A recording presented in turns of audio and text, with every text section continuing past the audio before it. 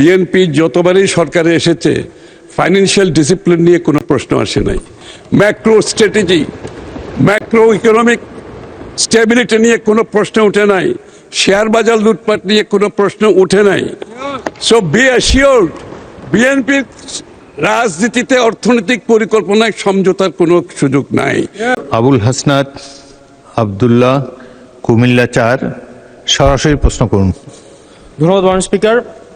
মাননীয় স্পিকার, মাননীয় অর্থমন্ত্রীর কাছে আমার প্রশ্ন হচ্ছে, ইসলামী ব্যাংক বাংলাদেশ লিমিটেড টোটাল 92,115 কোটি টাকা ঋণের ধারক এবং এই 92,115 কোটি টাকার মধ্যে এস আলম গ্রুপ একাই 80,000 কোটি টাকা হচ্ছে ঋণ খেলাপি।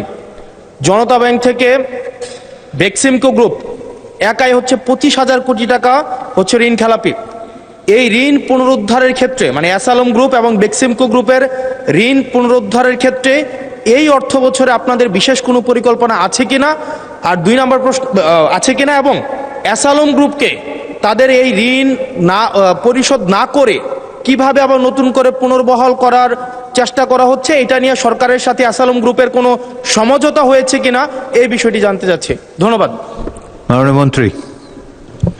মাননীয় স্পিকার, বিএনপির রাজনীতি অর্থনৈতিক কার্যক্রমের মধ্যে কারোর সাথে কোনো সমঝোতা করার কোনো সুযোগ নেই। এবং বিগত দিনে আমি আপনাদের একটু পরিষ্কারভাবে বলতে চাই, বিএনপি যতবারই সরকারে এসেছে ফাইন্যান্সিয়াল ডিসিপ্লিন নিয়ে কোনো প্রশ্ন আসে নাই, macro strategy, macro economic stability নিয়ে কোনো প্রশ্ন উঠে নাই, শেয়ার বাজার লুটপাট নিয়ে কোনো প্রশ্ন উঠে নাই। সো বি অ্যাসিওর্ড, বিএনপির রাজনীতিতে অর্থনৈতিক পরিকল্পনায় সমঝোতার কোনো সুযোগ নাই। এবং যারাই ব্যাংক থেকে টাকা নিয়েছে, পালিয়ে গিয়েছে, সকলের বিরুদ্ধে মামলা হয়েছে, মামলা পার্সু করা হচ্ছে, এবং এটার জন্য আমরা বাইরে প্রফেশনাল ফার্মগুলোকে অ্যাপয়েন্ট করেছি। এই টাকা দিয়ে যারা পালিয়েছে এগুলো রিকভারের জন্য একদিকে G2G গভর্নমেন্ট টু গভর্নমেন্ট কাজ চলছে, অন্যদিকে রিকভারি যে ফার্মগুলো আছে প্রাইভেটলি তারাও কাজ করছে। ইনশাআল্লাহ আগামী দিনে আমরা এই টাকা রিকভার করতে পারবো। ধন্যবাদ। দর্শক, প্রফেসর ইউনূসের মেটিকুলাস শাসন আমলে শুধুমাত্র রাজনৈতিক হিংসা চরিতার্থ করার জন্য এবং ভুল তথ্যের উপরে ভিত্তি করে সেই রাজনৈতিক হিংসা চরিতার্থ করার জন্য পুলিশকে তার বাহিনীগতভাবে মানসিকভাবে পর্যদস্ত করার জন্য, মানে পুলিশের মনোবল ভেঙে একেবারে চৌচির করে দেওয়ার জন্য যা যা করা দরকার সব করেছে প্রফেসর ইউনূস। এবং দুর্নীতির স্বর্গরাজ্যে আরেকটি পালক তারা লাগিয়েছিল পুলিশের পোশাক পরিবর্তন, পোশাকের রং পরিবর্তন। মেটিকুলাস ডিজাইনে পুলিশের যে পোশাক তারা সিলেক্ট করেছিল সেই পোশাক বিভিন্ন সিকিউরিটি এজেন্সির পোশাকের রঙের সঙ্গে হুবহু মিলে যায়। পুলিশ আর পুলিশের জায়গায় থাকেনি, পুলিশকে সিকিউরিটি গার্ড বানিয়ে ছেড়েছে এই প্রফেসর ইউনূসের মেটিকুলাস সরকার। আমরা বিএনপি সরকার আসার পরপরই শুনছিলাম যে পুলিশ আবার আগের পোশাকে যাবে। কারণটা কি? প্রফেসর ইউনূস সম্ভবত মনে করেছিল যে পুলিশের যে ড্রেস, মানে জেলা পুলিশ এবং মেট্রোপলিটন পুলিশ নীল এবং সবুজের যে কালার, সেই কালারের ড্রেসের সিদ্ধান্ত সম্ভবত শেখ হাসিনা সরকারের। এই কারণে শেখ হাসিনার সবকিছু তো পাল্টে দিতে হবে, পুলিশের ড্রেসও পাল্টে দিয়েছিল। কিন্তু এই গোমূর্খ সরকার তারা খবর নিয়ে দেখেনি যে পুলিশের এই পোশাক পরিবর্তনটা হয়েছিল বিএনপি সরকারের আমলে। তারা এই পোশাক পরিবর্তনের সিদ্ধান্ত নিয়েছিল সেটা 2001 থেকে 2006-এর যে শাসনামল, সেই সময় পুলিশের ড্রেস, মেট্রোপলিটন পুলিশ এবং জেলা পুলিশের 2 রকম ড্রেস দেওয়ার সিদ্ধান্ত হয়েছিল। এবং প্রফেসর ইউনূসের শাসনে পরিবর্তিত হওয়ার আগে পর্যন্ত পুলিশের যে ড্রেস ছিল সেটা বিএনপি সরকারের সিলেক্ট করা ড্রেস। অথচ হাসিনা সরকারের সিদ্ধান্ত বলে পুলিশের পুরো ড্রেস পরিবর্তন করে এই খাতে যেন একটা বড় দুর্নীতি করা যায়, শত শত কোটি টাকা লোপাট করা যায়, সেই বন্দোবস্ত তারা করেছিল। বিএনপির আমলে, বিএনপির এই সরকার আসার পরে শোনা যাচ্ছিল পুলিশ তার পুরনো ড্রেসেই ফিরছে। অর্থাৎ প্রফেসর ইউনূসের যে শত শত কোটি টাকা নষ্ট করা, সেই নষ্ট করা রাষ্ট্রের টাকাটা এবার একেবারে জলাঞ্জলিতে যাচ্ছে। এতদিন পরে 2 মাস পরে নতুন খবর এসেছে। নতুন খবরটা হচ্ছে পুলিশ তার পুরনো ড্রেসে ফিরে যাচ্ছে না, পুলিশ আবারও পোশাক পরিবর্তন করছে, অর্থাৎ পুলিশের পোশাক আবারও পরিবর্তনের সিদ্ধান্ত হয়েছে এবং সেই পরিবর্তনটা সামান্য একটু পরিবর্তনেই তো অনেক পরিবর্তন। তার মানে আগের পোশাক আর চলবে না। একটা বাহিনীর তো একটা ব্র্যান্ড তৈরি করতে হয়, সেই ব্র্যান্ডটা আবার নতুন রং, নতুন ধরনের পোশাক দেওয়ার সিদ্ধান্ত নিয়েছে এই সরকার। এভাবেই কি পুলিশ বাহিনীকে নিয়ে মানে খেলাধুলা চলতে থাকবে বারংবার? চলুন একটু জেনে দেখি গণমাধ্যমে কি তথ্য আসলো, পুলিশের নতুন পোশাক কি হচ্ছে। থাকবেন পলিটিক্স টিভির নিয়মিত আয়োজনে।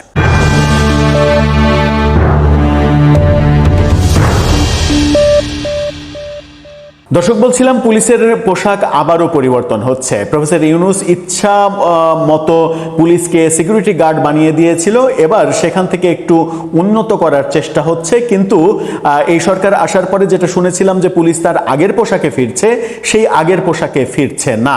নতুন রং, একটু পার্থক্য, মানে আগের মতোই কাছাকাছি, কিন্তু নতুন রং নির্ধারণ করা হয়েছে পুলিশ বাহিনীর জন্য। চলুন এই নতুন খবরটা একটু জেনে দেখি, তাতে করে কি লাভ হচ্ছে পুলিশ বাহিনীর জন্য সেটাও আপনারা বিবেচনা করবেন। জাগো নিউজ 24 এর এই শিরোনামটা দেখে নিন। সেখানে বলা হচ্ছে পুলিশের পোশাক ফিরছে নীল ও অলিভ রঙে। চলুন একটু জানি, বাংলাদেশ পুলিশের ইউনিফর্মের রং পরিবর্তন নিয়ে চলমান আলোচনা সমালোচনার মধ্যে আবারও নতুন রং নির্ধারণের উদ্যোগ নেওয়া হয়েছে। নতুন সিদ্ধান্ত অনুযায়ী পুলিশের ইউনিফর্মে গাঢ় নীল এবং হালকা অলিভ অর্থাৎ জলপাই রঙের সংমিশ্রণ ফিরে আসছে। সেখানে বলা হচ্ছে যে এই বিষয়ে পুলিশ ড্রেস রুলস 2025 সংশোধনের প্রস্তাব পাঠানো হয়েছে সংশ্লিষ্ট কর্তৃপক্ষের কাছে। সম্প্রতি পুলিশ দপ্তরের লজিস্টিক্স শাখার অতিরিক্ত ডিআইজি সরওয়ার জাহান স্বাক্ষরিত এক চিঠিতে এই তথ্য জানানো হয়েছে। চিঠিটি স্বরাষ্ট্র মন্ত্রণালয়ে পাঠানোও হয়েছে। এতে বলা হয়, পূর্বে জারি করা এসআরও অনুযায়ী পুলিশের গাঢ় ধূসর এবং প্যান্ট গাঢ় নীল থেকে পরিবর্তন করে শার্ট লোহার রং এবং প্যান্ট কফি রং নির্ধারণ করা হয়। তবে মাঠ পর্যায়ে এই পরিবর্তন নিয়ে পুলিশ সদস্যদের মধ্যে বিরূপ প্রতিক্রিয়া দেখা দেয় এবং বিষয়টি নিয়ে বাহিনীর ভেতরে বাইরে ব্যাপক আলোচনা সমালোচনা শুরু হয়। যেটা বলছিলাম, প্রফেসর ইউনূস যেটা করেছিলেন, সিকিউরিটি গার্ডের পোশাক বানিয়েছিলেন। পরবর্তীতে বাংলাদেশ পুলিশের ঊর্ধ্বতন কর্মকর্তারা বিভিন্ন রঙের নমুনা পর্যালোচনা করেন এবং স্বরাষ্ট্র মন্ত্রণালয়ের সঙ্গে পরামর্শক্রমে প্রাথমিকভাবে নতুন করে রং নির্বাচন করেন। মানে পূর্বের পোশাকে আর ফিরছে না, যে পোশাকটা বিএনপি সরকারেরই আগের সিদ্ধান্ত, সেই পোশাকে ফিরছে না, বিএনপি আবার নতুন করে নতুন রং নির্ধারণ করছে। নতুন প্রস্তাব অনুযায়ী সব মেট্রোপলিটন পুলিশের শার্টের রং হবে হালকা অলিভ অর্থাৎ জলপাই রঙের পোশাক পরবে এখন পুলিশ, যেটা প্রফেসর ইউনূসের যে সিকিউরিটি গার্ডের যে পোশাকটা, সেই পোশাকের কাছাকাছি কালারই বলা যায়, জলপাই কালার। সেই রং পরবে এপিবিএন, এসপিবিএন, এসবি, সিআইডি ও র্যাব ছাড়া অন্যান্য ইউনিটের জন্য শার্টের রং হবে গাঢ় নীল। উভয় ক্ষেত্রেই প্যান্টের রং নির্ধারণ করা হয়েছে TC12 খাকি রং, অর্থাৎ প্যান্ট এবার পুলিশের খাকি প্যান্ট দেয়া হচ্ছে। আগে যে নীল রঙের প্যান্ট ছিল, সেই নীল রঙের প্যান্ট পরিবর্তন করা হচ্ছে। এবার আবার ওই বহু আগে প্রথমে যে পুলিশ খাকি প্যান্ট এবং খাকি শার্ট পরতো, সেই শার্টটা বাদ দিয়ে এবার প্যান্টটা শুধু খাকি রঙের করা হচ্ছে। প্রজ্ঞাপন জারি করে এটা মানে বাস্তবায়নের জন্য এরই মাঝে একটা খসড়া সেটা ঊর্ধ্বতন কর্তৃপক্ষের কাছে পাঠিয়ে দেওয়া হয়েছে। সংশ্লিষ্ট সূত্র বলছে, ইউনিফর্ম সরবরাহের প্রাপ্যতার ভিত্তিতে হওয়ায় এই পরিবর্তনে সরকারের অতিরিক্ত কোনো আর্থিক ব্যয় হবে না। এ বিষয়ে দ্রুত প্রয়োজনীয় ব্যবস্থা নিতে কর্তৃপক্ষকে অনুরোধ করা হয়েছে। কি আশ্চর্য কথা! নতুন রঙের নতুন পোশাক তৈরি করা হবে। বাংলাদেশে যত পুলিশ সদস্য রয়েছে, পুলিশ সদস্যের পরিমাণ সেটা 2 লাখের বেশি। সেই পুলিশ সদস্যদের পোশাক তৈরির জন্য সরকারের নাকি অতিরিক্ত টাকা ব্যয় হবে না। মানে এই ব্যাপারগুলো আসলে মানে পড়তেও ভাল লাগে, শুনতেও ভাল লাগে যে সরকারের এখানে নতুন ব্যয় হবে না। সরকার একটা পুরো বাহিনীর পুরো মানে পোশাক এবং পুরো রং, প্যান্ট এবং শার্ট সব কিছু পরিবর্তন করবে, সেখানে নাকি নতুন মানে অতিরিক্ত ব্যয় হবে না। এই যে পুরো বাহিনীর 2 লাখ মানে সদস্য যদি থাকে, 2 লাখ সদস্যর জন্য অন্তত 6 লাখ তো পোশাক 6 লাখ জোড়া পোশাক তো বানাতে হবে, শার্ট প্যান্ট যদি এক জোড়া ধরি তাহলে 6 লাখ, অন্তত একজন সদস্যকে আপনি 3 জোড়া পোশাক তো দেবেন, 3 সেট পোশাক। তো 3 সেট পোশাক যদি না দেন তাহলে এই ব্যক্তি মানে 1 সেট যদি দেন তাহলে এই ব্যক্তি আজকে ডিউটি করে সারাদিন ওই পোশাক ঘেমে একেবারে ভেজা গন্ধ, ওই পোশাককে আগামীকালকে আবার পরবে? এটা তো অসম্ভব, এটা হতেই পারে না। একজনের অন্তত তিনটা পোশাক যদি না থাকে তাহলে তো ওই ব্যক্তি রেগুলার ডিউটি করতে পারবে না। সুতরাং 3টা করে যদি হয় তাহলে 6 লাখ সেট পোশাক প্রয়োজন। আর এই 6 লাখ সেট পোশাকের জন্য নাকি বাড়তি কোনো টাকা, অতিরিক্ত কোনো বাজেট লাগবে না। আমাদের কালে কালে বোধহয় আরো অনেক কিছু শেখার বাকি রয়েছে।